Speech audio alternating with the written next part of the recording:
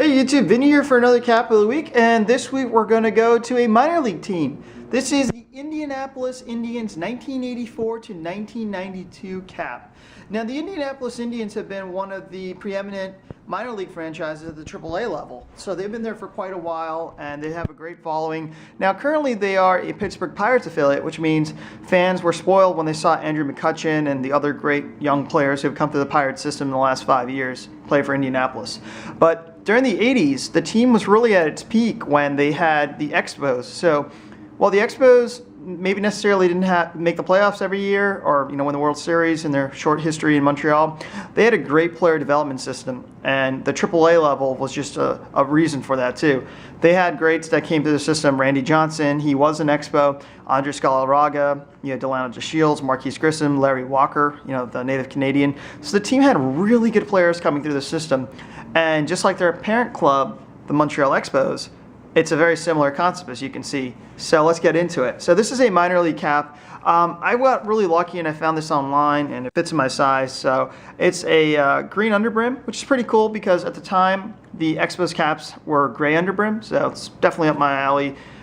It's made in the same way. You have a nylon front panel, you have the eye, almost very similar to the script eye logo that the Indians started using in the mid-2000s to get away from Chief Wahoo. I don't think the team uses that logo anymore, but this was what they were using back then, at least for the Indianapolis Indians.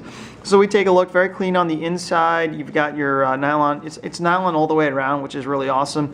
And by nylon, I mean you can see through, so it's definitely a breathable fabric.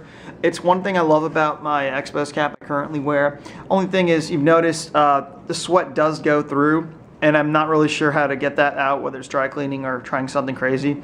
So these caps are awesome with the white front panel, but you do have to be aware if you do with the sweat getting through there.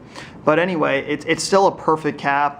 You can take a look. It's the Expos cap in a nutshell with the eye logo placed in. New Era Pro model, made in USA, size 7.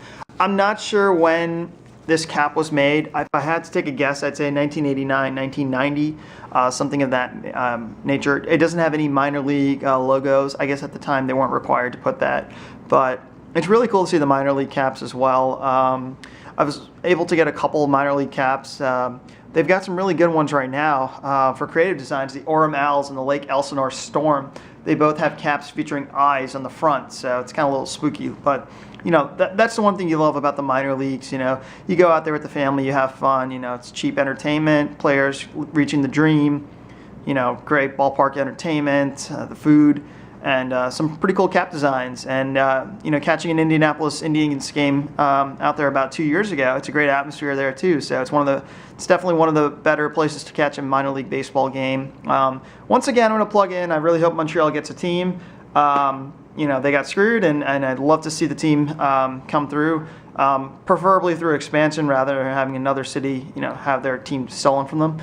But we'll see what happens. The history, though, was there, and they had a lot of great players who passed through Indianapolis. Anyway, until next time, see ya.